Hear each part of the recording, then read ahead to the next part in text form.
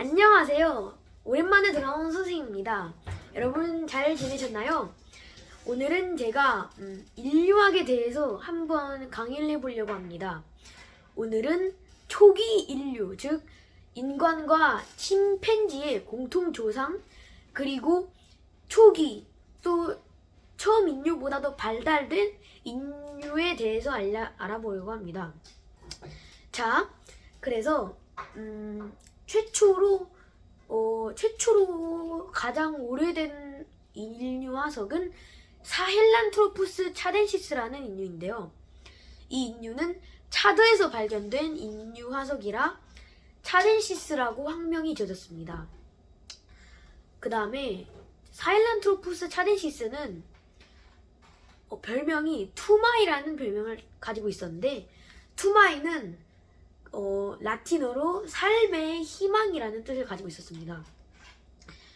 자, 근데 이들이 왜 침팬지와 인간의 공통조상으로 분류가 되는 걸까요? 왜냐하면 이 사헬란트로푸스 차덴시스는 인류이기도 하자 침팬지이기도 하죠.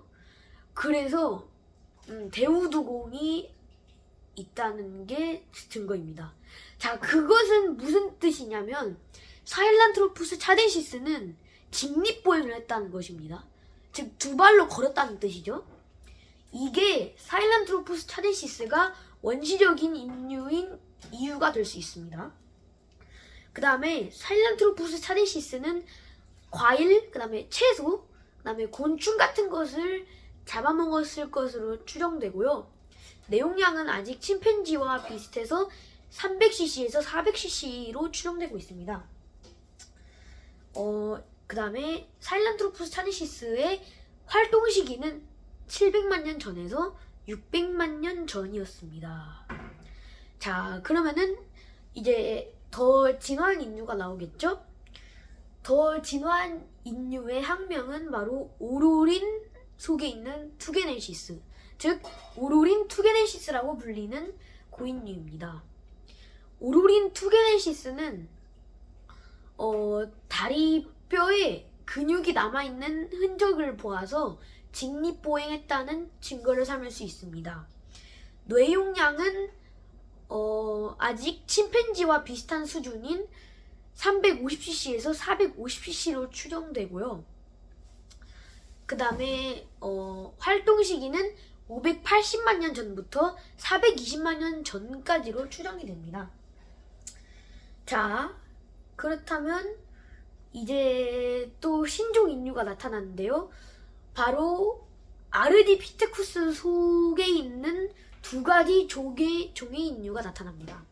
바로 아르디피테쿠스 라미두스와 아르디피테쿠스 카다바라는 인류이죠. 자, 아르디피테쿠스 라미두스와 카다바는 580만 년 전부터 420만 년 전까지 생존했고요. 뇌용량은 400cc에서 500cc로 전보다 더 커졌습니다. 이들은 에티오피아, 탄자니아, 그리고 케냐를 무대에 지어서 살았던 것으로 추정됩니다. 자, 그 다음에 나타날 인류는 또 케냐, 아까 말했죠. 아르디피테쿠스 속의 인류가 무대에 지어서 살았던 케냐에서 발견된 인류가 또 나옵니다. 이 종은 이 속에는 한 종밖에 발견되지 않은 거예요. 바로 케냐에서 발견된 인류라는 뜻을 가진 케난트로푸스 플라티오푸스라는 새 인류가 발견되었습니다. 자, 이들은 나중에 우리가 배우게 될 호모 속의 인류와 많이 닮게 돼서 화제가 되었고요. 360만 년 전부터 320만 년 전까지 살았던 것으로 추정됩니다. 내용량은 전보다 더 발전된 400cc에서 500cc 정도의 내용량으로 추정되고 있습니다.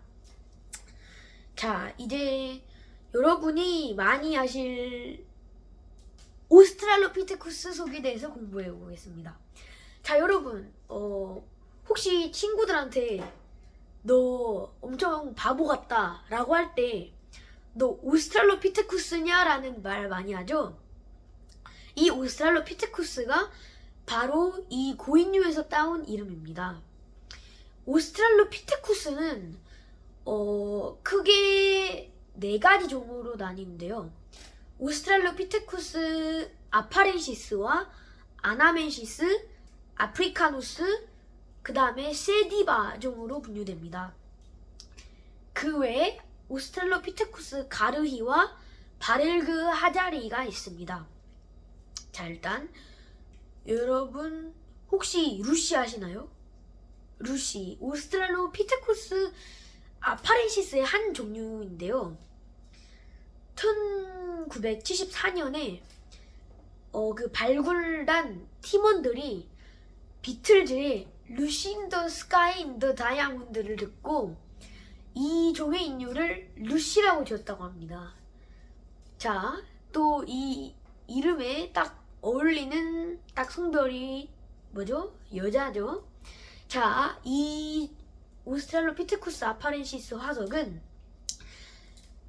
만 3살 정도의 약간 여자아이로 추정되고요. 나무를 기어 오르다가 12m 높이에서 떨어진 것으로 추정됩니다. 이것은 어떻게 할 수 있는 거냐면 그 오스트랄로피테쿠스 아파렌시스의 골격이 나무에서 떨어진 것처럼 꺾여져 있었기 때문입니다.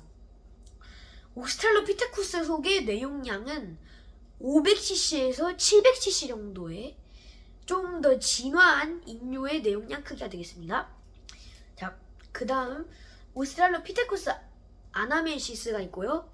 오스트랄로피테쿠스 아프리카누스가 좀 오랫동안 생존한 인류라고 과학자들이 많이 보고 있습니다. 거의 한 200만 년 정도 살았던 인류라고 추정되고 있고요. 또 오스트랄로피테쿠스 세디바라는 인류가 있습니다. 오스트랄로피테쿠스 세디바는 우리 현생 인류의 그러니까 조상일 확률이 높은 인류입니다. 이것이 우리 DNA 속에 그들의 DNA가 조금씩 담겨 있었기 때문입니다. 자, 마지막으로 소개할 소개 인류는 파란트로푸스 소기라는 소개 종들입니다. 이들은 파란트로푸스 아에티오피쿠스, 파란트로푸스 보이세이, 그리고 파란트로푸스 로부스투스로 나뉩니다. 제가 첫 번째로 설명해 드릴 인류는 파란트로푸스 보이세이인데요. 파란트로푸스 보이세이는 처음에 발견된 당시에 진잔트로푸스 보이세이라고 명명되었고 1970년대부터 1990년대까지는 오스트랄로피테쿠스 속과 비슷한 점이 많이 발견되어서 오스트랄로피테쿠스 보이세이라고 명하다가 2000년대 후반으로는 따로 파란트로푸스 속으로 분류했다고 합니다. 파란트로푸스 보이세이의 뇌 용량은 600cc에서 800cc로 추정되고요. 근데 이들의 어금니는 현생 인류의 4배 정도로 더 컸다고 합니다. 왜 그랬을까요? 왜 그랬었냐면 그들은 삶지 않은 병아리콩 같은 그런 것들을 단단한 것을 많이 먹기 때문입니다. 그래서 어금니가 현생 인류보다 더 많이 진화했던 것이죠. 이들의 활동 시기는 또 420만 년 전부터 190만 년 전으로 추정되고요. 또 파란트로푸스 로부스투스와 파란트로푸스 아에티오피쿠스도 파란트로푸스 보이세이와 같이 처음에는 오스트랄로피테쿠스라고 분류되었다가 파란트로푸스로 분류된 그런 인류입니다. 그들은 파란트로푸스 보이세이보다 더 오래된 시기에 살았을 것으로 추정이 됐다고 합니다. 또 이들은 간단한 언어를 사용할 줄 알았답니다. 오스트랄로피테쿠스부터 사용할 줄 알았던 언어는 우가우가, 꽥꽥 그런 요즘 유희던들이 낼 수 있는 다시 정교한 소리만 낼 수 있었습니다. 그들은 아직 석기는 사용하지 못했습니다.